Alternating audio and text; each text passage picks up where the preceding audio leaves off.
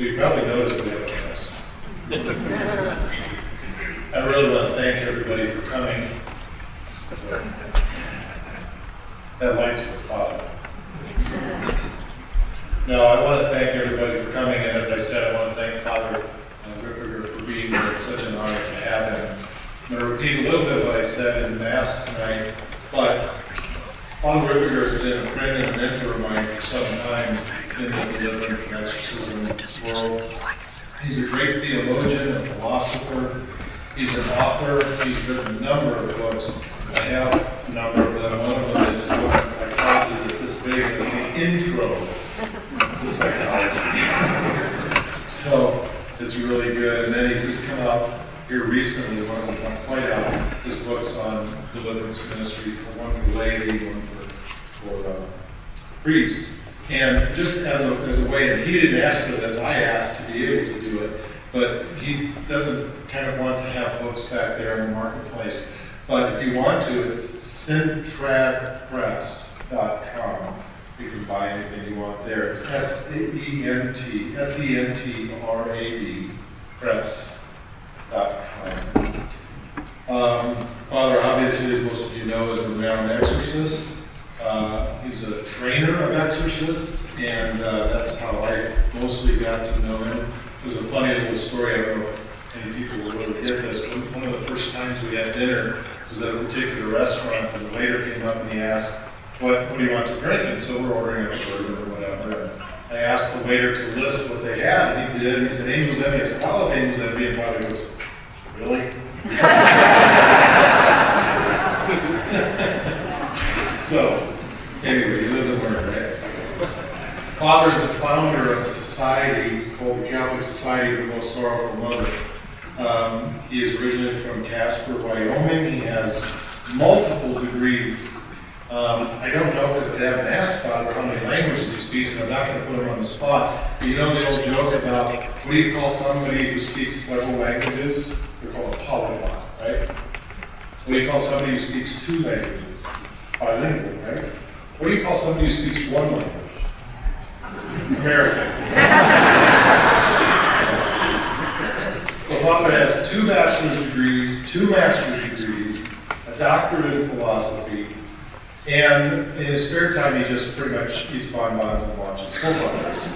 So, but as I also said, and I mean this from the bottom of my heart, you know, you think about somebody who's, let's say, a parent of a middle schooler in sports, or maybe football or something, and maybe that parent used to play football back in the day or something. That parent, of course, knows everything there is to know about football, right?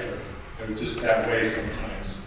But then, if you look at a Peyton Manning or somebody that's like way up here, there's no pride in them whatsoever, right? You know, those are some of you know him.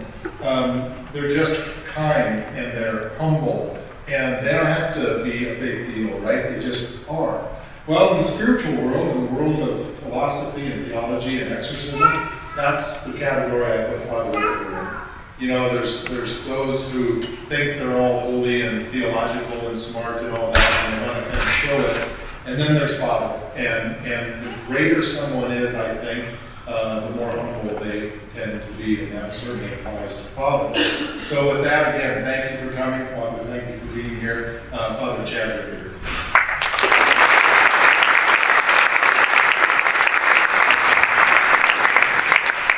As you can see, I'm pretty challenged. Brother says, you know, I have humility. It's so funny because I was telling him about how I have this app and they mislabeled humidity for humility. So one day it was 98%. I took a snapshot, I sent my friends, and I said, hush. I didn't tell fathers. The next day it was down to 25%. In the name of the Father, the Son, and the Holy Spirit. Direct, O Lord, all our actions by thy holy inspirations and carried along by thy gracious assistance with every prayer and request we get from thee, and by your covenant through Christ our Lord. Amen. Virgin most powerful. Pray for us. In the name of the Father, Son, and Holy Spirit. Amen. So the topic of this conference is what is spiritual warfare and how can we see what's going on around us. So I want to take a little bit off of what I mentioned during the homily, which is after Adam and Eve fell, we all are now in this spiritual battle, whether we like it or not. We've all been drafted, we've all been conscripted, whether we like it or not. And so it's a real reality that all of us deal with with diabolic influence to some degree in our lives. Now, varying people have very different degrees of that influence. And so tomorrow I want to talk about what that battlefield actually looks like. We're going to talk a little bit about some of it today. But tomorrow I want to go into the 5 different ways of extraordinary diabolic influence, and what we see in the more extreme side of the complexion of the battlefield is somewhat reflective in actually the stuff that we do with day to day. The demons are extraordinarily consistent. In fact, for us, they seem random. They seem like they just all of a sudden, boom, out of nowhere, they're attacking this and this and that. But in point of fact, they are probably the most regulated and most consistent beings in the entire universe. And it's interesting because you see this even in solemn session when you're doing exorcisms, that there comes a certain point where they don't always have to obey the exorcist, although most of the time they do. But whenever God tells them to do X, there is never, ever any question, there's never a fight, there's never a delay. They do it immediately. And why is that? Well, part of it has to do with the fact that I'm going to talk a little bit about tonight, especially this authority structure that we have in our minds. As I mentioned, God put in our minds part of the natural laws, technically speaking, part of the 3rd category of natural inclination, which is that category that's proper to us as rational human beings, right? And so this includes things like pursuit of the truth, that God is to be obeyed, St. Thomas says in his earlier works. It's interesting because it's missing in some of his later works. But God is to be obeyed, living in community, living in actually having government, although I do tell people it's supposed to be small, not as big as it seems to be. It seems to be global as time goes on, which is contrary to the principle of subsidiarity, so, which reason just naturally go. Government should be where it needs to be. Right? But there's all sorts of aspects to this part of that, the truth is to be pursued, etc. The part of that is that the demons, like human beings, God infused them at the time of their creation. He infused in them their very nature, who and what they are. So there were several things that He infused in them when they were created. This is true of the angels too, the good angels. He infused in them who He is, what their relationship to Him is, what their assigned task, which for each angel is its own nature. Each angel literally is essentially different from every other angel. And you can tell it during sessions because when the demons manifest, their personalities are far, far more distinct than human personalities. What their assigned task is that God was asking of them. What would happen if they didn't do it? What would and the general fallout eventually that was going to happen from that. So in the first instance of their creation, they immediately saw the totality of that instantaneously. Angels do not think things through. They immediately know them because they have all the essences of everything that's ever been created in their minds at the time of their creation. So if they want to know what the essence of a human being is, they just have to look at it in their mind, and they exhaust everything there is to know about that instantaneously. It's actually a great diagnostic tool because in session, one of the ways that you can tell that the person's faking, rather than the person being truly possessed, if it's diabolical, ask them questions that's a little complex theologically or philosophically, what have you, and the demons will just say, no, it's this. That's it. Because they know it instantaneously, you just have to think of it. They know it. It's the same thing. They know all languages that have ever existed. And so that's why they can speak just about anything. Christ or anything.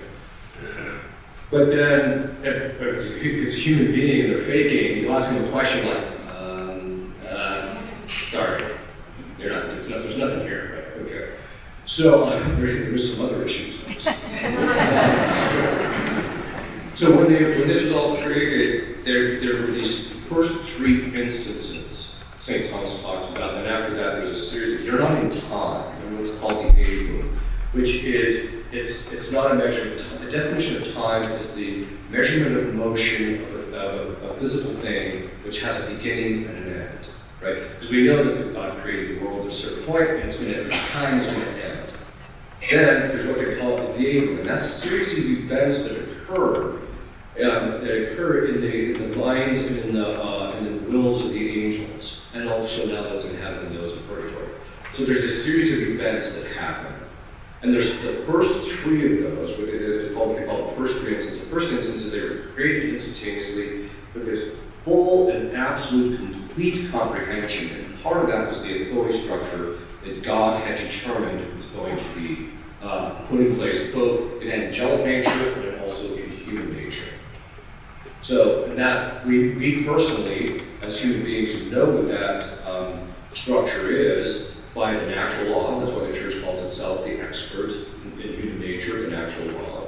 Before John Paul II spent a lot of time talking about the natural law. In fact, he said probably one of the most important things theologically, and it was kind of a blip on most people's radar, but he said the church takes the Thomistic teaching of the natural law as its own, into its own. Very key statement, because what he's saying is that how St. Thomas understood the natural law in human beings and in angels is actually the foundation for the church's understanding of the natural law. But because it takes it into its own, the church's natural understanding of natural law is more developed. Okay, which is true. Okay, that all being said, they have this authority structure in their mind. So there's that first instance. When they saw that, they saw how absolutely beautiful God's plan was, the order of creation, his reflection in them, how beautiful he was, how good he was, all of that instantaneously they saw that. And as a result of that, St. Thomas says, concomitantly in their wills was an immediate delight that they saw in that. This is one of the things that you can actually be deans of in session. You force them to think about the delight of their first instance. It brings them to their knees. Because that's the one time that they got to actually take delight in all of that. Then they made their choice. They're not like human beings. See, the reason that God actually has mercy to us as human beings, he does it for the angels, right? Because if they're faithful, they don't need mercy. And if they're unfaithful, well, their wills are fixed. I'll here in a minute. Their will is fixed. And so they can't change it. So recently, you probably have heard people say, oh, well, in the end, they might get an actual a second chance. That was actually condemned by the church. That idea that they would be rehabilitated in the end, that was actually formally condemned by a pope. But that all being said, so they had this thing that was presented to their choice. Now, in that process, this is actually something which gives you a key in understanding the spiritual life. They saw that there was this, so they saw this was their assigned task, and their nature was proportionate to this task. But then it also meant that they saw goods that were above them, that weren't proper to their nature. And so it was presented to them, they saw those. And so their temptation ultimately was to see those good things and to choose to desire them or not. They knew they would never get them. They knew that. But they could choose to be attached to them. Or they could take that good that they saw was good and they could sacrifice it to God in order to perform the task that they were to perform. And then in that, if they made that choice to sacrifice that, that meant that in the third instance, they were immediately rewarded with a beatific vision. They saw God immediately. Then, those who fell, who decided, I'm not going to serve God, I want this thing that's above me. It's true, you're going to say what he wanted. There's something very specific he wanted. And when he saw that, he chose to have that, to want to have that. Literally, he chose to entertain a figment of his imagination over the reality that in mind. It's going to be one of the key things. When you see a culture or society or people even in the church where there's this shift where people become more and more disconnected from reality and are living in these constructs in their head, that's a sign that the diabolic has taken over to some degree. I'll talk more about that as we go along. But when they saw that, once they made that choice to not serve God and they wanted to hold on to this thing, they were immediately damned. So they immediately experienced pain and loss. That they were never going to see God, remorse of conscience. There's actually 13 different things that cause demons pain to think about.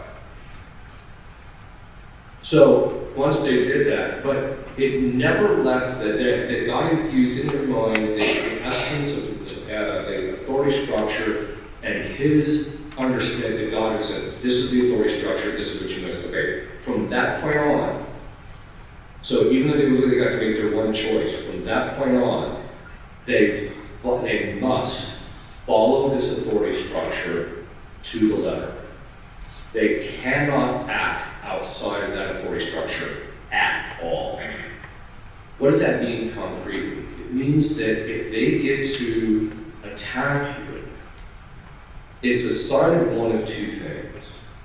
The first is that God has to permit them. If they're bound by the authority structure, they cannot do anything at all without God giving that permission. Give you an example. So there's one who was possessed, and one of the possessors was possessing the lower part of her back. So at a certain point, I commanded him to tell us the story of the possession of the lower part of the back. And he said, I don't know. By the way, when I talk about it colloquially, there's actually a very formal structure in this session. But I'm just breaking it, summarizing it in a colloquially. I said, what do you mean you have that? He said, I don't know. All I know is that when I entered, Christ restricted me to this part of the body. What kind of manifestations would be able to? When he can attack the person who is possessed, whether he can do things like levitation, changing shape, using different languages, which languages he can use, what kind of discussion he can even have with the exorcist, what he can reveal to the exorcist, and when. All of that is absolutely, completely determined by Christ. This is very important because of why this authority structure, they must obey him, and he's laid out the whole thing. This is how this is going to work. Why did he do that? For the second reason that demons are allowed in your life. And the second is so God allows them. But the second one is because the demons are our means of sanctification. There's two parts to this. One is that we're instruments of their justice, right?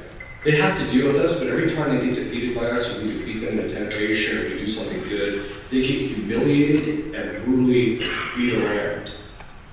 One time I had this dream, and I don't pay much attention to dreams, right? But this one kind of, so I'm getting a little weird, because I can tell it's diabolic. There's certain characteristics that they have, that diabolic dreams. And I walk into this room in the dream, and the person's sitting there in the chair, like, much like it is in session, and the assistants are standing around in the session, and they say, oh, it's a session, right? So I just take the book, I start saying the prayers of exorcism, and all of a sudden the demon manifests, in the dream. I grab him by the face, and I start slamming his face on the ground, and walls, and ceiling, and everything, and then when I'm done, I just throw him down, I wipe my hands, say, okay, we're done, and I just walk out. That's what they experience in a session. That's the brutality of it. You don't see that much of it, but there's a brutality that they experience in that, but they're completely controlled. Why? Because we are their instruments of their justice. God lets them get involved in holy people's lives precisely so that they get humiliated. In fact, Satan even said to me one time that God the Father goes out of his way to set him up to get humiliated. And this is a key thing to keep in mind. That they don't get to maraud and do whatever they want. It's true that in the letter of St. Peter, he says, be watchful, for there is a roaring lion going around seeking someone to devour. That's true. The problem is he's on this short leash, and Christ happens to be the one that's in control of it. Doesn't mean he's not going around, just Christ is letting him think of these things and watch us to see what it is, and then at certain points he's going to allow. But the other reason that demons can be in our lives is to chasten us if we've done something wrong. Why? Well, remember when I was talking about in the homily that Adam and Eve stepped out from underneath the authority structure of God and stepped under the authority structure of Satan? It means the church used to talk about what they call the temporal punishment due to sin. What that basically means is there's the sin itself, which is in our will. We choose the evil thing we know is wrong. But then there's a series of cascading effects that result from that choice. Our faculties become more disordered, as I mentioned. The demons gain more power in our lives because you're doing something that empowers them. In fact, most people are unaware that if you end up damned, the demon that got you to commit that mortal sin for which you was damned, you're under him in hell. So you're placing yourself under them. And that through that authority, by committing that sin, you place yourself underneath their authority structure. And obviously they do not rule, they rule like tyrants. But you're placing yourself underneath that, and so as a result, these are things you're going to have to do, you're going to back out from underneath it. And every mortal sin, and every venial sin, place yourself under them to some degree. Now, mortal sin is a different kind of an animal. Most people, obviously a mortal sin is someone who commits a grave offense against God. And by the way, so if you commit a mortal sin, you can become subject to diabolic influence, extraordinary diabolic influence. Not everybody who commits mortal sin does. In fact, the number of people who become possessed as a result of mortal sin is relatively low. In fact, statistically, it's probably less than 0.5% of the people who commit mortal sin on a regular basis. And a lot of that's just because God is merciful and doesn't let us suffer the effects of our sin. If He did, we just get brutalized. But what most people don't realize is through a mortal sin, you are taking yourself out from underneath the structure of God and placing yourself underneath the authority structure of Satan, so that the proper effect of every mortal sin is possession. It doesn't mean that everybody that does that becomes possessed. Why? Because as exorcists, we call that mortal sin an open door, right? And so that open door, basically, you open up the door to let the demon in, but it's God who determines whether he can step up across the threshold. The demons are constantly trying to incite us to commit mortal sins to see which doors are open, to see which ones God's going to let them in. And this is one of the reasons why I tell people never, under any circumstance, commit sin whatsoever. Even in the past, they used to tell people, you should be ready, be willing to go to your death and to commit even a venial.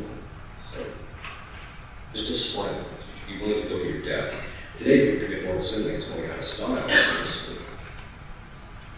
There's another part to this. So every time you do that, the temporal punishment due to your sins become more subject to diabolic influence. We see this with Adam and Eve. Now we're all stuck with this thing. We're all stuck in this spiritual warfare that we didn't choose, but here we are.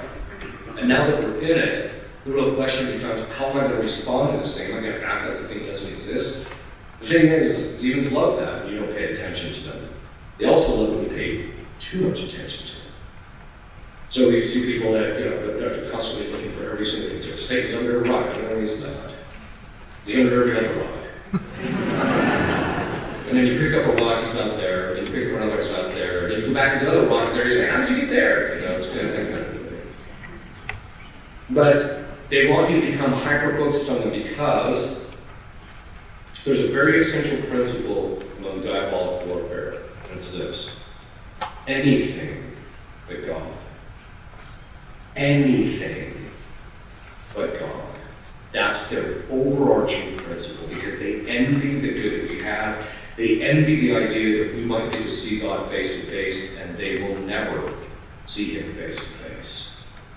They envy us. But if anything by God, it means people can become, like for example, you'll see this from time to time, you'll see people who, they're doing everything for everybody in the church, they're claiming they're doing this for charity, and they spend, 40, 50 hours a week at church, and they've got 8 children at home, and you're like, what are you doing? I'm serving God. No, you're not.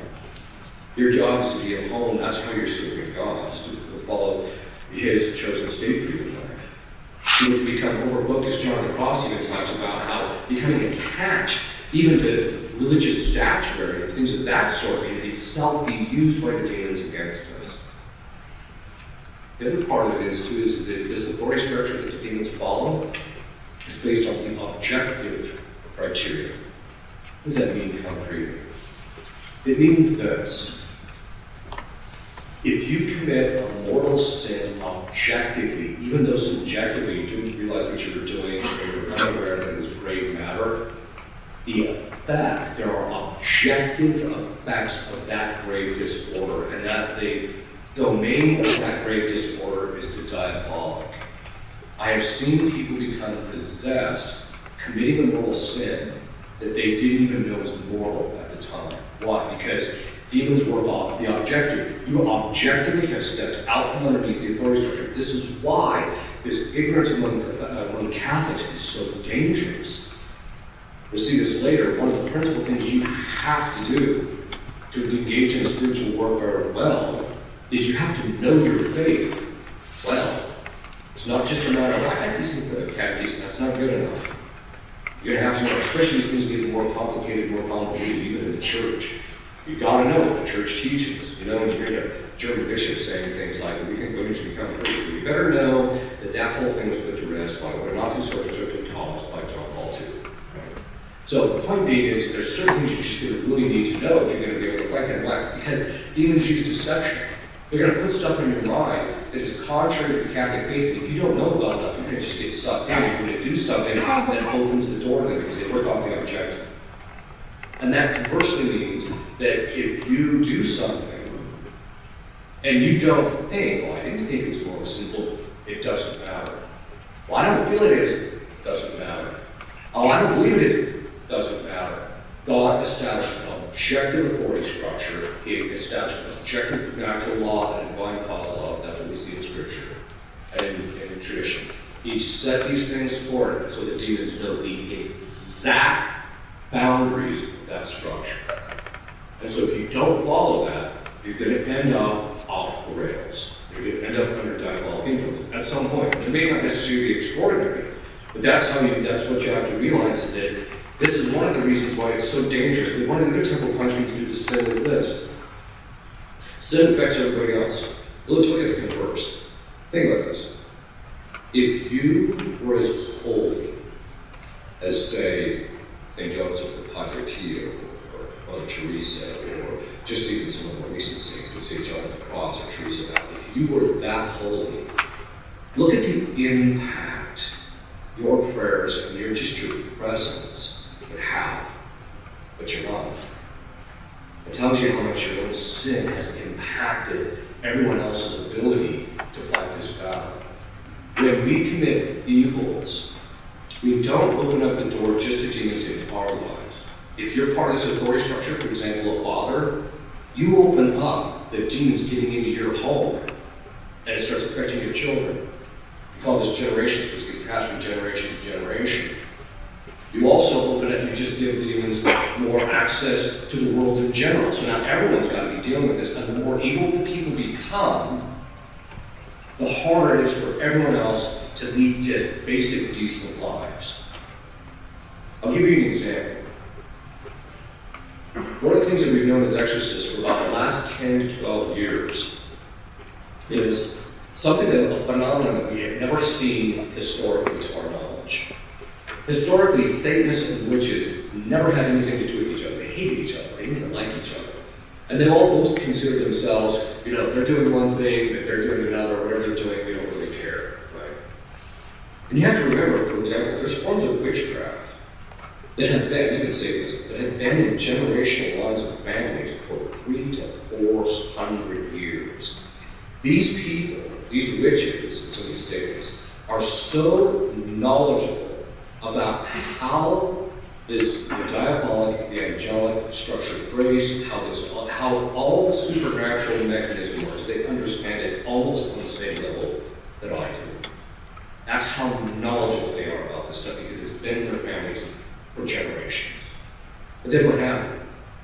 About 10 to 12 years ago, the Satanists and the witches started talking with each other, and they have become a highly organized. Let's just be clear. The people that are at the top of the heap in witchcraft and in Satanism, you will never know who they are. Never. They can be the people sitting next to you in the pew. They can be the judge. They can be the policeman who has an outstanding record. They can be in all positions, doctors, lawyers, the whole thing. They can be in positions that are very respected, and you would never know it. Why? Because they're doing things that are capital crimes, that's why. And it's a cult, it's hidden specifically. But they've all become, and so these people have become highly organized. The people that you see, like the hacks, I don't know if you recall, was this guy in Oklahoma City who had stolen a host. Right? He managed to get a host. He touted himself as a Satanist and all this, and he was out there. And I said, well, first of all, everybody just start ignoring the guy because he's just doing this to get attention. The second thing is he's a hack. He's a low-level Satanist. These really high-level Satanists are doing things that they could know. They could get the cat, they could get put to death for by any just government. So they just nobody even knows this stuff. People have had Satanists in families for generations, and the children don't even know sometimes. That's how hidden this stuff is. There's other ways to ferret them out, but this is the point which I'm going to talk about here in a minute. This is one of the things that you'll actually see. That they become highly organized, and what we've discovered is they've been systematically cursing and doing rituals against the individual priests in their neighborhood, the bishops, the pope, the cardinals, all of them. They've been cursing these people. They've also been doing it systematically against government leaders that are on the side of the good and want the right things to be done. We also found out about 6 to 8 months ago that they've done something, we're not sure what it is, they've done something to empower the demons to start brutally attacking good Catholic families that were not being attacked. And this is something that, my whole point is not to give you this scary news. My whole point is that this stuff is highlighted, this is the world that we live in. Part of the reason, too, that we know that the demons have become extraordinarily powerful, that's what it's supposed to be, decent Catholics, walk turn on the news channel, get that. But you don't even have to hardly see anything. But I'll give you a couple of examples that give you an idea. So in exorcism, we have what we call the primary signs of possession, which we'll talk about tomorrow. Those are the primary signs of possession. But then we have what we call the secondary signs of possession. And these are signs that you can see them, they don't necessarily indicate that the person's possessed, but everybody who's possessed often has these. And one of them is mendacity, lying, constant lying. One time I actually had a 3-day session with Satan. One of the few cases I actually thought I was telling the truth. 3 days. Beat the guy brutally for 3 days. It literally would have been better if he just told me the truth, but he didn't for 3 days. He lied to me for 3 straight days. This gives you how bent they are against the truth. The fact that in our culture, you turn on the television and they have been systematically lying to us about certain things for the last 2 years. I'm going into it. We all know what it is. They've been lying to us over and over again. That there's going to be stacking bodies in the streets, and there's this is the worst thing that's ever hit humanity, and blah, blah, blah, blah, blah, blah, blah. Showing us pictures of overcrowded hospitals, you find out they were actually in Italy, not in the United States. Or the fact that they were doing, you just go down the whole list of this, right? And they kept lying to us. In fact, right now, I don't even know what's really going on in the Ukraine and in Russia. I don't know what's going on there. You can't get any reliable information.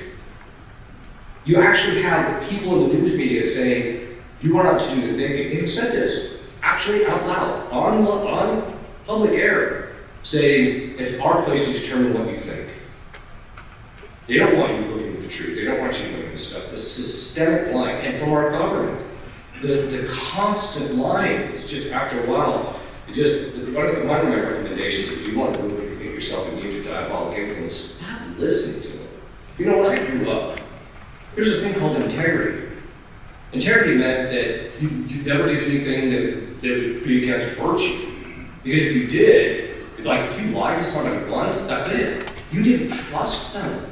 Because you never knew from that point on whether they were going to tell you the truth or not. The only way someone could recoup their integrity is if they spent years and years and years of never lying to you, and you saw that, and you can say, okay, I can trust you to some degree. But when you have an industry that has built its entire industry on systemic lying, why is anyone listening to this? It makes zero sense. Just shut the television off, friend. Quit listening to them. Because why? It's like listening to the devil. I can't even listen to the thing because I'm just like, oh, no, that's not true. So I just got done reading the actual government statistics. When it gets to the point where you're just, and I'll get off the rant here in a minute. But it's just one of those, after a while, you're just like, one of the ways you're going to protect yourself is quit listening to constant lying, but that's one of the ways they're lying. That it's diabolic. That the diabolic has crept into virtually every level of our government and our culture. Another area that you see is, I tell people, we're living in communism in our country. It's just soft. And how do you know that we're living under communism? there's 3 ways that you know it. Every single communist country has always seen these 3 things in every single case. The first is a deleterious effect on the material quality of life of the citizen. We're seeing it in some of these shelves in the store, supply chain problems. That's actually the reason why my book for the priest is now dead, because literally the printers are held to such rigorous standards from paper producers, because they can't get the paper produced soon enough, that the printers have to indicate to the paper suppliers what the book they're printing and how many pages it is, and that's exactly the amount of paper they're giving these people. And it's just, we're going to see this, and the supply chain issues, we're all watching on TV, it's like a train coming down the track, this is not looking good, right? And even the government sit there, there's going to be food supply problems. And they act like this is just normal. No, this is not normal, it's just a sign of communism. They do this in every place. There's people that were friends of mine, nuns, very holy nuns, they were from Poland. And they said, one of the things you really see about communist countries is that the food shelves will be bare, but the liquor shelves are completely packed. Right? And they do that to bring people down. The second thing you always see is loss of religious freedom for the Catholic Church. The third is death. There has never been a communist regime that took over a country for any length of time in which a sizable portion of their citizenry was not dead before it was all said and done. Okay. So, we know we're living under soft communism because they're lying to us and they're basically constantly trying to manipulate us. But there's another sign too. And by the way, if you want to see how diabolic psychology lines out perfectly with communist psychology, you can just watch a series on YouTube. Talk about this is how demons think, and it's perfectly mirrored in communist thinking. It's a little bit more hidden to us. But another way that you can actually tell, and this is one of the signs that we know that the battlefield that we're dealing with is that we're really in a battlefield, and it's not just politics. This is a sign that what's going on in politics is diabolic. Well, first of all, just the fact that we've been fighting to get rid of abortion, and every little inch on that has just been a brutal battle to accomplish, tells you there's something diabolic about it. But one of the principal things that you'll see about demons is what's called malice. Now, malice, St. Thomas defines as the choosing of the lesser good, in which the lesser good is actually evil. So this is something that, we're not talking about the fact that you can choose between white power and black power, so you can choose black power. We're not talking about that. That's not choosing among goods. That's not malice. Malice is when something is really evil, but there's some good thing that you want to get out of it, so you choose that good thing even though it's only apparent good, it's not truly good. In fact, the thing is actually really evil. Right? And so malice is when people choose lesser goods. And so we tend to think of malice as that people are just doing things that are evil. Well, that's true, but the evil is still being done under the aspect of good in their minds. But I'll give you an idea of how you know we're not dealing with just, incompetence, but we're actually dealing with malice. Let's just say, for the sake of argument, we elected a president who was a bumbling idiot. I'm not saying just hear me out. Just for the sake of argument. Let's just say we elect a president who's a bumbling idiot. That means that as a bumbling idiot, from time to time, he's going to bumble on the right thing to do, and as a result of that, you're going to get a mixed bag. Okay. I'm not talking about our current president, necessarily.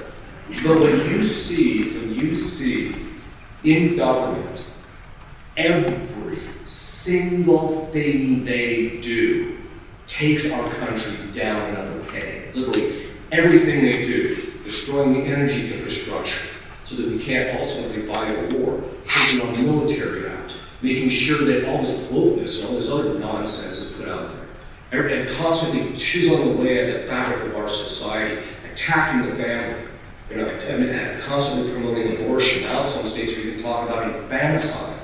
Every single thing literally everything they do maximizes damage within their ability to do it. We are not talking just about the human element. This is diabolic.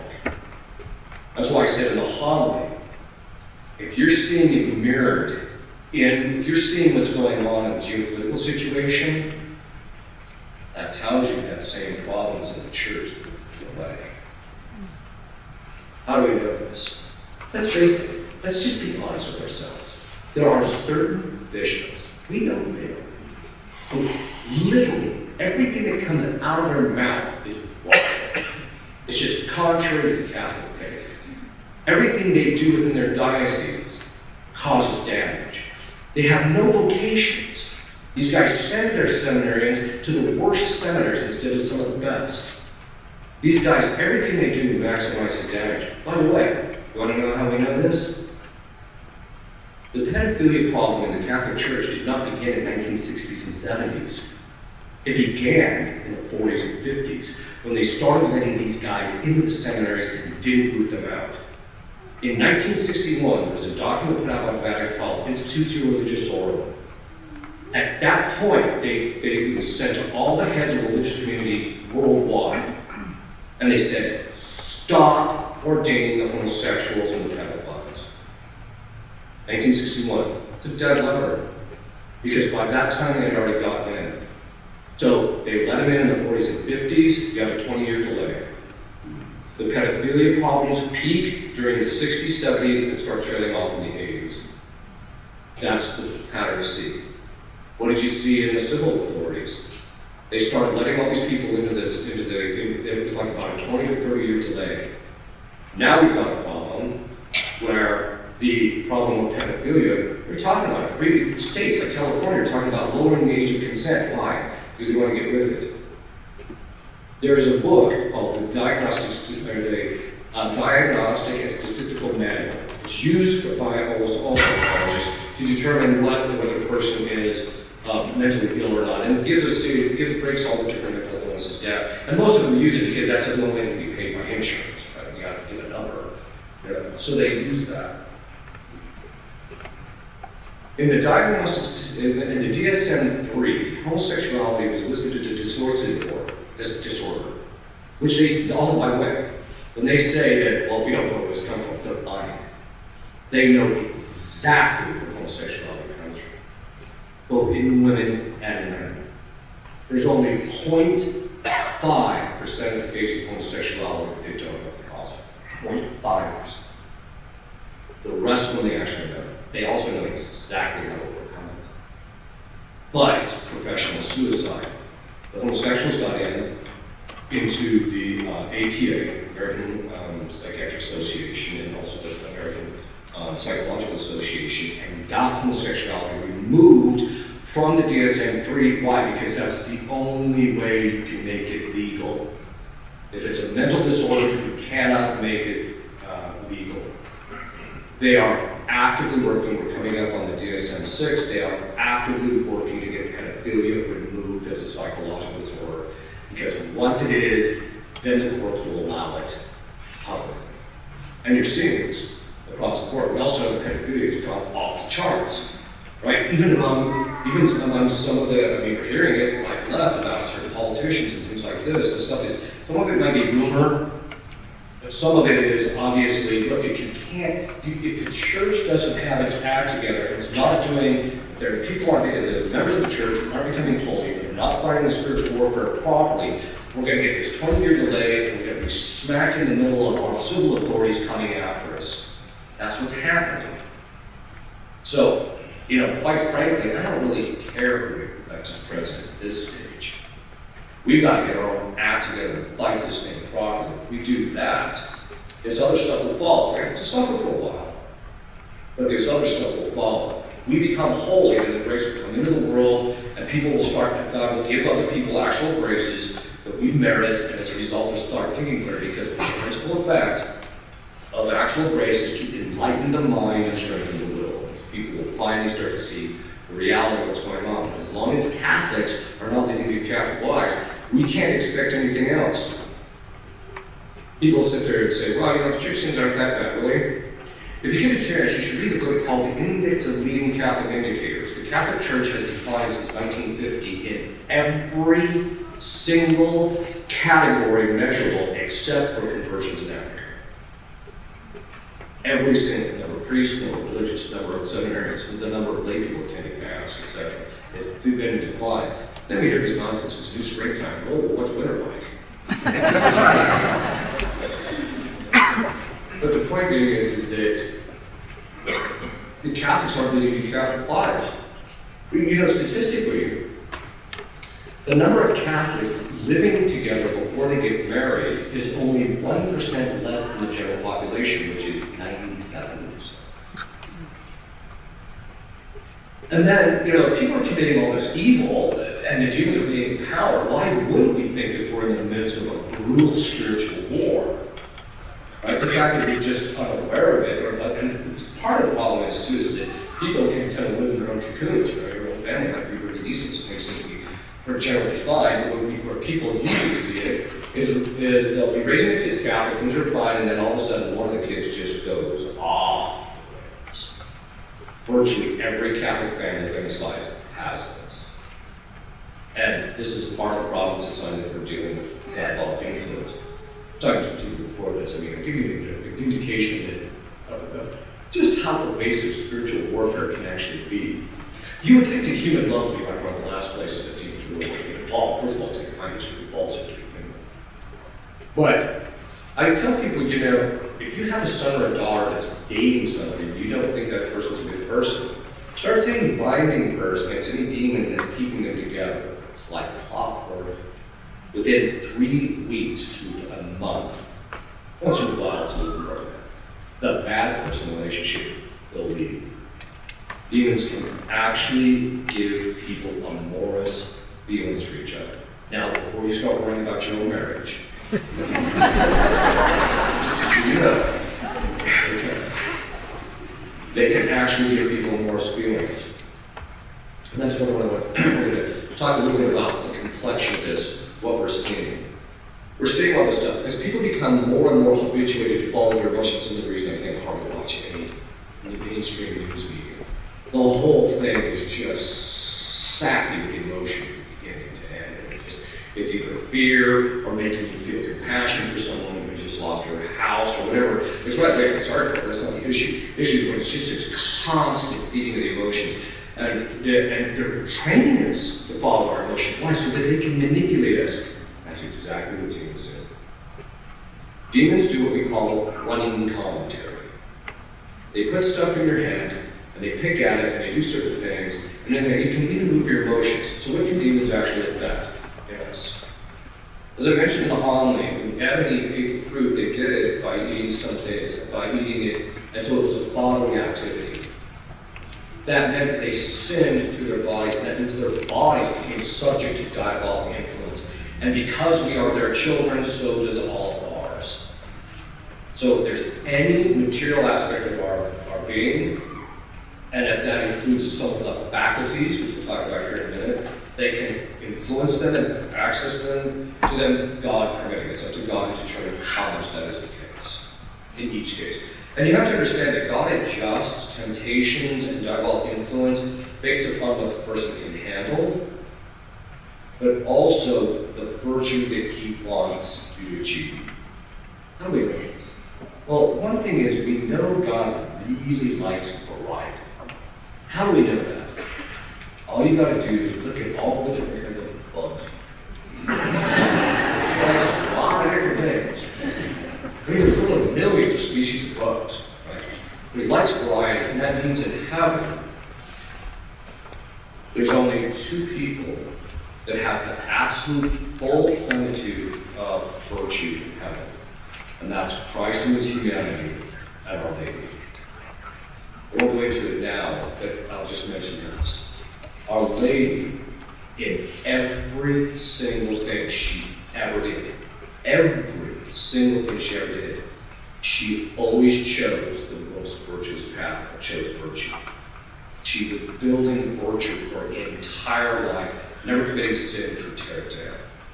That's why she's just at a completely different level than the rest of us. But the rest of us are going to have varying virtues by varying degrees, because God likes, again, the virtues adore our soul. So when you die, what you take with you is your level of sanctifying grace, which is in your soul, and this level of virtue you have. That's what you take. And that is what makes your soul beautiful, is this indwelling of God in your soul and in all these virtues. And so the virtue that you find probably the most difficult to achieve is actually the one that God's allowing the demons to tempt you in that area, is actually the one He wants you to become perfect in. Why? Why does He let demons in our lives? He lets them in because, let's face it, all of us are pretty soft spiritually. And quite frankly, if demons weren't there tugging away and beating up on us, we'd all be soft spiritually. We'd have the same motivation. But when they drag us a certain way, or if we fall because of their insight, which by the way, not all temptation comes from demons, some of it comes from the flesh and the worlds too. But when they tempt us and then we fall, then we have to fight our struggle, get back up on our feet. But then when we just endure the temptation, fight the temptation, do the virtuous thing, and call on God and rely on Him for confidence, we start building a level of virtue that you would never attain if demons weren't affecting us. One of the key things to remember is that demons are allowed in our lives, primarily. So the saints we talk about, like St. Alphonsus the Great, that sometimes in a secondary way, sometimes God will allow them in people's lives specifically to punish them, to say, oh, if this is what you want, there you go. But in most people's lives, He allows the demons in their lives not to punish them, but in order to make them virtuous. The demons are actually the instruments of our sanctification, becoming more virtuous, doing the meritorious act, and therefore becoming more holy through the process. And how much the demons are in your life is generally proportionate, either to your sin, or to how much grace God wants you to have. You know, one of the ways you notice this, have you ever seen these Catholic families that are extraordinarily solid in their belief in what the Catholic Church teaches, and they're very devout, but they're just brutalized. They suffer from all these things. Well, there's why. God's calling them to a level of sanctity that He's probably not calling other people. The degree that God allows demons into your life is sometimes the same degree that He wants you to achieve in sanctity. People who are possessed very often go through what we call something very similar. John the Cross calls it the dark night of the senses, the dark night of the soul, where the demons are battling with them interiorly to such a degree that the intensity is so brutal that the suffering is at such a level it's like going through a passive purgation, which is the first stage in the process of becoming a saint. So they come out the other end, and if they battle it well, these are some of the most holy people I've ever met. You can be fully possessed. I'm going to rephrase that. You can be possessed, because full possession is another matter. You can be possessed and still be in a state of grace. There are saints that are possessed. And so that because possession is in the body, demons afflict us in the body, sanctity is in the soul. And so that's why they can coexist with each other. And of course it drives the demons nuts. They just tell them in session, I do this all the time. I force them to admit to the person that they're possessing, who's fighting the battle well, that the demons themselves are becoming an instrument of this person's sanctification, becoming holy through it. And that they're actually gaining a higher place in heaven because of your involvement in their lives, aren't you? And they're like, they hate it. And they'll say, yes, it's true. So, that's why God allows them into our lives. But it doesn't mean that we should sit there and just say, oh, well, then I'll just let them be. No. Our jobs are also, we're the instrument of justice to these guys, so they deserve beating. I'll give you an idea of how much they even know they deserve beating. So one time I had a new devil, yeah, he's a real guy.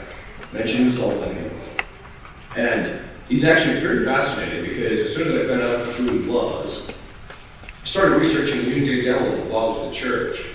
And they started giving a description of this guy. So I'd go into the next session and I said, well, his wife was there, and I started describing, well, this is the guy that possessed you, and afterwards her mouth was hanging down. I said, well, okay, let's go about that. And it's a perfect description of my husband, who is possessed.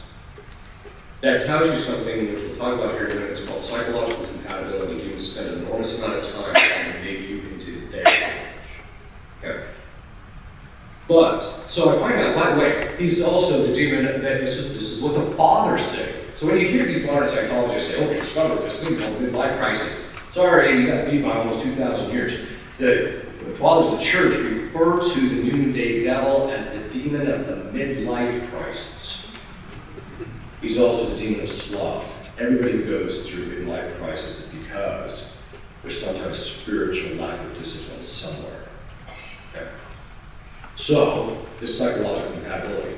First, let's back up. So, demons have access to the following faculties. They have access to your imagination, so you this up your imagination.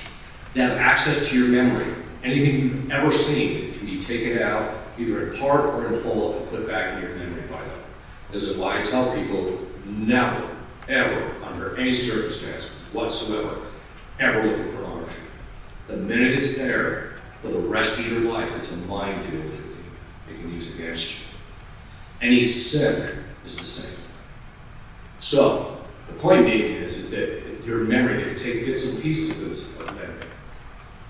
They can also, we're not going to go into the whole psychology, you gotta buy my book for that. But they can also affect this thing called the cogitative power. It's part of the brain that has the ability to make associations, right? And so our entire advertising industry is based on it, right? So they'll put this pancake black woman next to the beer, right? So the guy thinks, oh, I drink the beer, I'll drink a woman, right? So it's that kind of associations that they're building up, which, by the way, you can watch my thing on brainwashing. That ability to make associations and also to disassociate that this thing is like this, or this thing's connected with this, or this thing is not like this. They have been doing it systematically to us for the last 2 years. If you look at the 3 stages of brainwashing, our country just got going to the 3rd stage. Okay. So that being said, the demons can affect this cogitative power. The cogitative power has the ability to make associations. It also has the ability to make assessments of something's good or bad purely on a physical level. So, for example, if someone comes up to me and says, Father, I have the best chocolate you will ever eat. Like, okay, let's give it a whirl. And now, mind you, I've eaten some of the top chocolate in Switzerland and in Belgium. So I know good chocolate. Then they bring me a Hershey bar. And I started going, this is okay, but this thing is the best.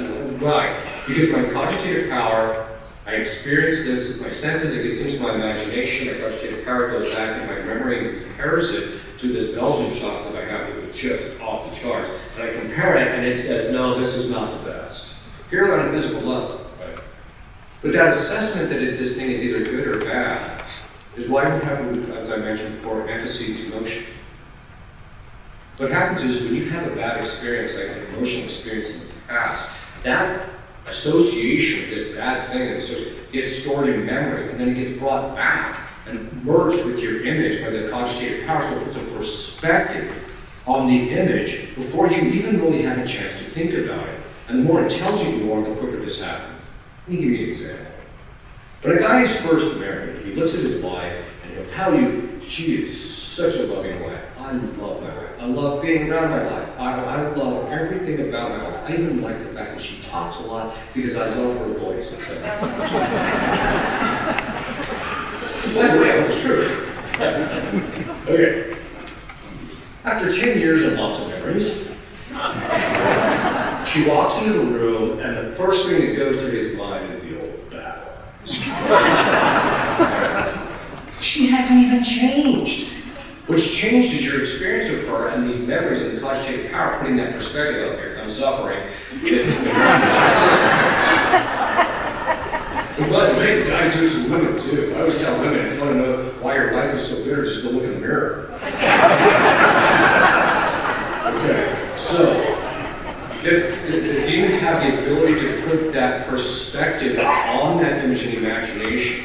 This is how they can give people amorous feelings for each other. And that's why I said you gotta pray to get these demons demons out there. But the other side of it is that they can also, emotions occur in our bodies, they can move our emotions at the same time. So they can put something in your image, your imagination, and it moves your emotions. And that's how they tempt people.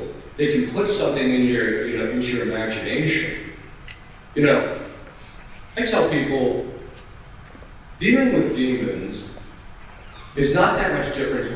When the internet first came out, forgive the analogy, but when the internet first came out, this was in 1995 that I can remember first taking a look at. There was this game online. And the game was, this guy would walk into a bar, and there would be this woman sitting at the bar, and she was just ugly as sin.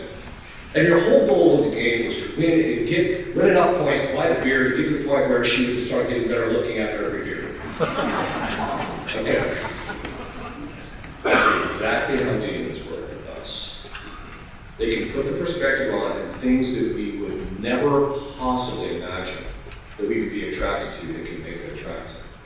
I tell exorcists all the time when I'm training them, look, your first year as an exorcist, don't call me. Unless it's a question about your case. If it's because you're experiencing this, get in line.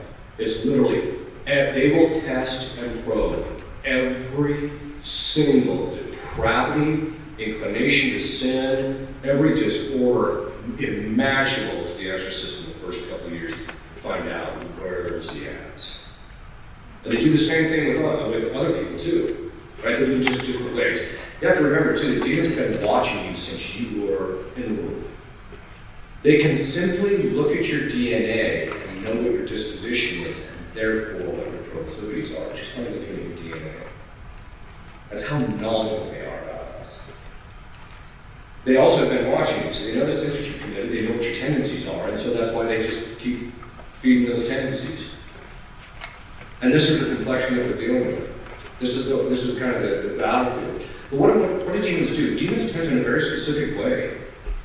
We'll end with this and then go to the Q&A. Demons test in a very structured fashion.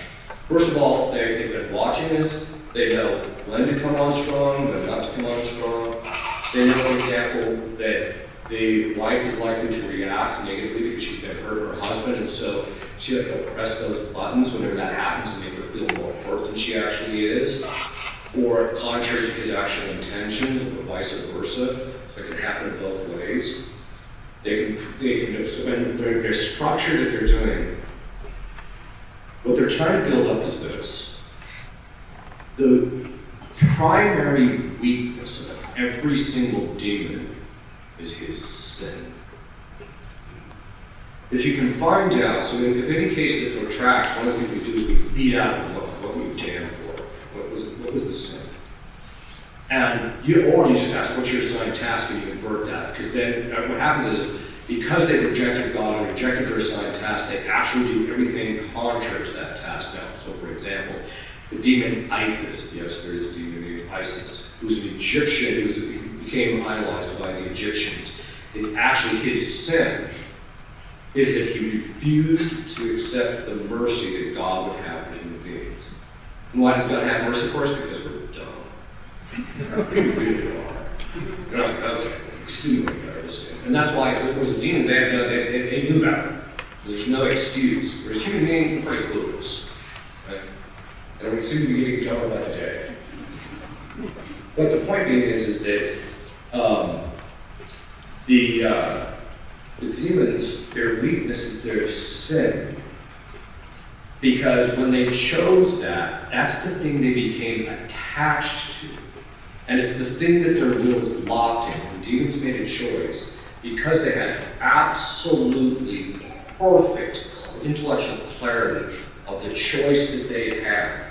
When they made that choice of their will, they were all in. It was either all for God or it was all for themselves. And so they became perfectly locked in that thing. That their will became completely fixed. Human beings' will become fixed too, but it's by degree over the course of time.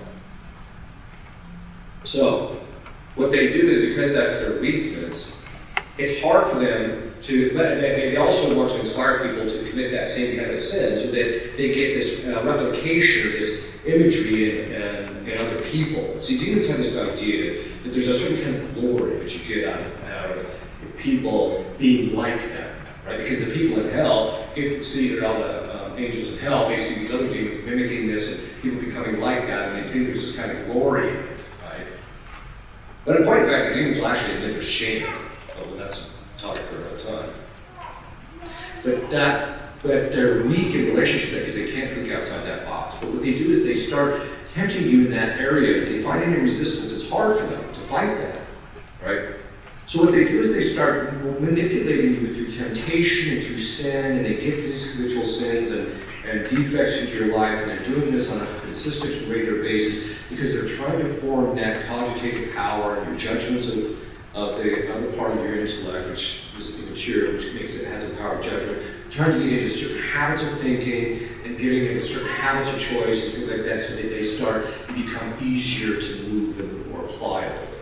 And so they're slowly building up that kind of psychological compatibility between you and them. They want to make you into the little images of themselves, even in your own patterns of thinking. This is why, even in marriage, I don't care how evil your spouse is, you have to start looking at it from a different point of view. Otherwise, the demons are just going to take you and your marriage down. Point being in all of this is that that's one of the principal ways that you can see in your own self that this is a spiritual battle. If there's any habitual part of your spiritual life that is a defect, or that you fall in the venial sin and type of that means you have psychological compatibility with some demon that inspires that. You don't want that. It sounds kind of repulsive, frankly, to be in league with the demon, so to speak. But they're doing this in relationship to the person's psychological compatibility. Now I'll end with this. In possession, if the case protracts for any length of time, there's 6 stages of liberation. You can actually tell where the person is in those stages of liberation, getting close to liberation, by how much psychological separation they get from the demon influence. Once the person gets that psychological, that they're no longer compatible with the demon, because the demons have been driving this for years in these people's lives for a long time. Once they gain that psychological compatibility, separation, liberation is fairly close behind. But until then, they're not going to get liberated. And this is one of the reasons why you've got to really, and how do we get that? Well, St. Thomas says that faith is the first purification of the intellect. The first thing you're going to do, purify your mind, make it less compatible with demons, is learn your faith. I'll talk about that more as we go on on Monday. And I think we're going to have Q&A, so if you have a question, I think probably the standard thing is raise your hand. Don't ask the question until the mic gets to you. We'll give you a question.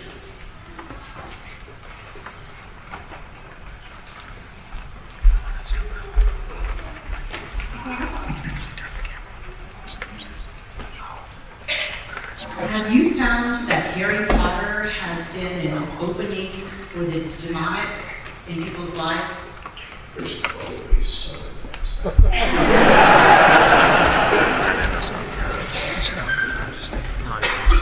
What I'm going to tell you is not my opinion. I'll give you my opinion at the end. What I'm about to relate to you is an experience. Mine and other exorcists. So I want you to understand this is not an opinion of mine. This is what other exorcists have experienced. I knew a woman who became possessed with 5 demons who claimed that they inspired J.K. Rowling to write Harry Potter, and how they got in, she, contrary to our recommendation, allowed her children just to watch Harry Potter. One of the exorcists, who was probably one of the best worldwide until his health got he couldn't continue it, had to exorcise 3 children just for reading Harry Potter. Bonafide, which isn't bonafide, I guess, say that the actual spells in there are real. Now, people have tried to debunk that, but I'm sorry, but this is, yeah, I'm not looking at it. If she's a witch, I'm gonna take her word for it, right? The second, so there's that. The second component is, in the books of Harry Potter, is a complete violation of what's called the principle of the integral good. which basically means this. In order for an action to be morally good, the end, that is your intention, what you're doing, and the circumstances in which you do it must all be good. If any one of those is bad, the whole act is rendered bad. This is the principle upon which we reject the idea that the ends justify the means. The ends justify the means is the total theme through all of Harry Potter's writings. That being said, I've seen a lot of collateral damage. Another observation that exorcists have noticed. If I were to say to everybody, maybe we should really wait till people get to college before they read the book Catcher in the Rye, because there's some stuff in there that really people need to be over in order to process. Most people would sit down and have a reasonable discussion with you. The minute you mention, maybe your kids should be reading Harry Potter, the visceral attack you get is completely disproportionate to this thing. You know why I have trifocals? I went through a program in college where we had to read a book per week per class. I had 5 classes. I've read a boatload of literature, and I can tell you right now, Harry Potter is some of the poorest literature out there. To read the fact that this thing has a meteoric rise is baffling because it's some of the poorest written literature I've ever read. And I had to do it to review it for this stuff. Okay. So, now my opinion. I tell people stay away from it. I've just seen too much damage, and my personal opinion is that the thing is diabolical. By the way, J.K. Rowling admits that the thing is actually done by channeling. She said all 7 volumes, in all their parts and in all their details, came into her mind at once, instantaneously. That is not how people think. Tolkien took 30 years to write The Hobbit and the Lord of the Rings series. 30 years of development to produce that. You don't come up with everything all at once. That's what demons do. That's how demons give people information. Okay, so that's just my opinion. I tell people stay away from it. Get it out of your house. If you got it in your house, get it out. As you can see, I'm really hot in Harry Potter. Yes.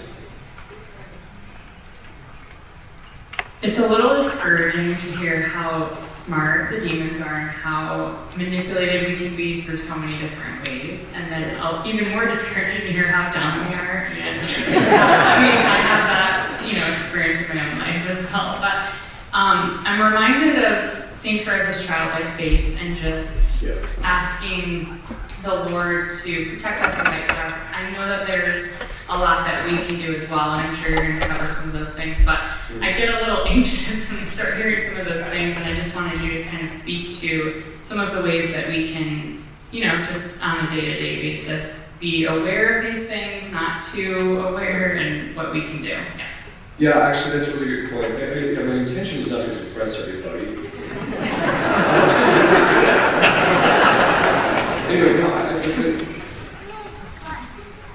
Even in cases of possession, or in spiritual warfare in general, there is one element that we enjoy as human beings, which is such a random wild card for demons that they are always afraid of us. It's grace, actual grace. Christ will give people graces to see, because again, it lightens the mind and strengthens will. When they see, and in fact, there's times when you can probe in graces. They can actually tell by watching somebody long enough if they have graces of vocation, a priesthood or something. And that's why a lot of times those people go off the rails. But it's grace. It's depending on the grace primarily. It's our Catholic faith too, but it's the grace that is the unknown factor. Even during a session when you're doing exorcisms at points, you'll just all of a sudden get this inspiration. I need to ask about this. And you'll ask about it, all of a sudden they look at you like they have been hiding it. The demons have been hiding, like I get this one case that's been going on for a time. They have been hiding this one thing that was so obvious. I tell people to look at it. I'm pretty slow on the uptake, really. Because if it takes me 14 years to ask a particular question that I should have asked 13 years ago, I'm pretty thick, right? But that's how we all are in spiritual life. We're in a spiritual battle, all pretty dumb, frankly. But it's grace. I got this grace to see, I didn't ask about this last time. Boom, I got the case. It's the same thing in our own spiritual lives. That God, if we rely on grace, and this is the key thing. One of the principal ways to fight spiritual warfare is absolute fidelity to grace. When God gives you an actual grace, you follow it. He gives you grace to go pray, you follow it. If He gives you grace to fly or do whatever things, you follow it. And you keep leading your life going from grace to grace, as they say, St. Paul said. But this is the thing, you want to make sure that you're absolutely faithful to grace. And if you do that, the demons are far more afraid of you than they are of them. Yeah, demons know what done. And they teach you like you're done in session. It's okay. I admit I'm done. There's one woman, this was one of the most fantastic moments. The demons hated this woman so bad, they would never use her name. They were just referred to as that stupid woman, right? So at one point, they talked to her, they referred to her, they said, "You're that stupid woman." And she turned to them and like, "This is Grace Enoch. This is Grace Enoch right here." She turned to them and she said, "I might be stupid, but at least I'm not foolish." Shut up. They left her alone for a couple of days. Right? The point being is that God can give us the grace to do just the right thing at the right time, so it's that absolute fidelity to grace. Plus, there's a whole series of things that we can do to keep ourselves protected. And the good news is, we don't have to be geniuses in this life or fight spiritual warfare. I tell people I have 6 academic degrees. What's so hilarious is my parents are going to like, "Can you do something if you like this?" But I have 6 academic degrees, and there has not been a single case I've ever solved with anything I've learned academic. It's always been through grace. And people say, "Father, you're an expert on exorcism." There's no such thing. Yes, it's true that I've studied the patterns, I've studied the authors throughout history, I've done a lot of research, I've written books on the thing, and I tell people these are the set of parameters that the church has always taught, and this is how exorcists stay within the parameters, etc. That's true, that I can give you that, but every time I walk into a new case, I know nothing about it, other than there's these set of parameters that I operate within, because this is what the church has always told me to do, and I stay in my lane, and then I'm safe. So when you get outside your lane, that's when the trouble starts. I just do what I'm supposed to do, and then at a certain point, I walk into the case. I don't know who the demons are necessarily. I don't know how they got in. I don't know what's going to get them out a lot of times. I don't know all sorts of dynamics. In fact, what happens is it's kind of an interesting thing in possession when you first start doing the exorcisms, and the demon manifests preternaturally, which we'll talk about what that means. They manifest. That is a key time because they're going to be blabbing, they're going to be singing like a canary. They're going to tell you all sorts of stuff. And you're not going to understand any of it. But as the case starts to grind to law, what happens is when you sufficiently get to the last stage, stage 5 or 4, it's called the ascension phase. When you get into that phase, all these things they've been telling you for years, this case start to coalesce. It's like the demon's like, "Oh, you want to know?" And then he throws you this puzzle that breaks out into 1,000 pieces. You look like, "I don't know what I'm looking at." But you start putting it together over the course of time. By the time you get done, it all comes together, right? The point I'm drawing out is that in every case, that's what I experience. I don't know. I mean, okay, so I know certain things theologically and philosophically, but I don't know what's going on in the case. So every single case is new. Every single case, there's stuff you discover about demons. You're like, "Oh yeah, let's see. How do you even come up with that?" That's what you think to yourself. But the point being is that you don't have to be a genius. You just have to be leading a good Catholic faith and living a life according to grace and virtue, but grace especially. Being faithful to grace. And that demons will fear you. When you step into the, you see in Hollywood, they always show these, the exorcist gets in there and he's all famous. It's the exact opposite. In fact, I always tell people, Tony probably say this all the time, when you step into, especially if you're an experienced exorcist, the demons know that you know what you're doing. When you're first an exorcist, they're like little kids testing the probe, you can see what you can do. Right? But when you're an experienced exorcist, when you step in, they are scared to death. And they hide it to the degree that they can, but they are scared to death. And the reason being is because they know that as long as I stay in my lane, they are going to get a brutal beating. So brutal, in fact, that by the time you get to the edge of stage 5, the pain that they're in is so severe that they would rather be in hell than in possession. That's how bad it is. They'll literally, there's 4 stages in stage 5, and then there's the stage that's penultimate. The penultimate stage is they go to God and they bargain. They're in so much pain that they go to God, let me out. That's how bad it is. So what does this mean? It just means that you don't have to know these things, and the demons are not. They're more afraid of us. If you're leading a good, holy Catholic life, and you're doing what first of all, they've already been humiliated by you. You've been leading a good Catholic life all through your life. So they just know if God tells them, okay, you gotta go deal with this person again, they're like, okay, they're constricted, just like we are. And so they go and they fight the thing, and then they get humiliated, and they go back down to hell, and everybody ridicules them. In fact, I even said that to Satan. They all laugh behind your back, don't they? When you're down hell. No, they don't. Yeah, I think they do. No, they don't. Yeah, they do. Then they're just like, yeah, they do. So the point being is that we shouldn't be afraid. Christ said, I remember how many times, like 53 times, he said, don't be afraid in the scriptures. The don't be afraid appears 257 times, I think, in scripture. We shouldn't be afraid.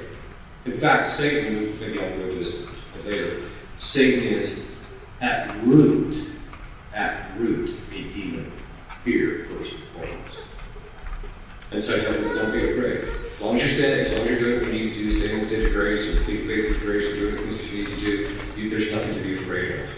If they do get in your life, well, then you just deal with them, use it as an opportunity to grow in holiness, and then if worse comes to worse, you do it. St. Teresa of Avila did when she looked up and Satan was hovering above her, she listens to you again and just goes back to sleep. Father, let's do one more question, if okay. So, the practical application of this, there are certain things I think you can do, when you're being tempted, maybe using holy water, epiphany water, saying the names of the Holy Family to try and, I guess, deter them from attacking you. And it ranges from the level of superstitious, where you're just doing it without the right intentions, to a dryness where you feel like you're doing something rote, but you're doing it piously, and then having the maximum intention possible. So what are some practical applications, ways we can move along that scale, would you say? On Monday night, I'll talk all about it. All right, Maybe one more question. let's do one. That's actually what I want to get into on Monday.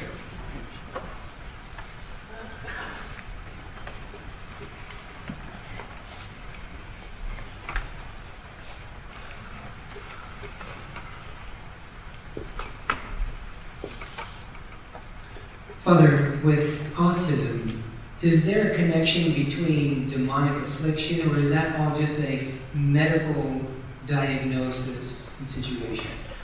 Yeah, that's a good question. A lot of the stuff that you see with people are autistic, depending on what level of spectrum they're on. Whether they're at the spectrum, you can see everything from, kids are very organized. Sometimes the stuff seems almost diabolic in nature. One time, I have this lay assistant who's extraordinary. He's been helping exorcists for almost 25 years. And so we were looking at this one case. They had this woman had this kid who was autistic, he was generally pretty good, but all of a sudden he just started getting really mean. And he kept sticking his hand in his mouth. And I told her, I said, well, I'm willing to pray with the kid, but I've prayed over a lot of those kinds of kids, and I've never seen any significant shift. I think God actually does protect them because of their diminished capacities. And so I just have never seen kids with autism that are even extraordinary diabolical, disaster, influence, or anything like that. And I said, well, prayer would make it. Just kind of looked at me and says, take him to a dentist. It takes him to the dentist. And the nurse said, hey, he's got access too. Pull it out, kids, glasses. My point is that most of those things, that we know the psychological patterns from psychology, and also we know of the patterns that you're likely to see something autistic depending on where they're at on the spectrum. And so as a result of that, our experience is that by and large, they are not diabolically influenced. And if they are, it's just words. It's just little stuff here and there depending on their past. All right, well, I want to thank Father again for being here. It's been a wonderful evening. I want to thank all of you. I also want to thank Kathleen Moore, who's my Director of Parish Life, which is a big catch-all title, and she does, the event planning and organizing things, along with my staff, of course. It's kind of all hands on deck. But I want to thank Kathleen. It was just really well done. So.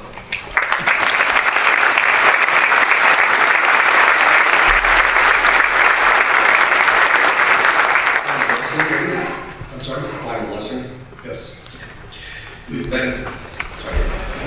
Okay. Ben, thanks for there. It's these thoughts we see the videos, which is close to 9 December.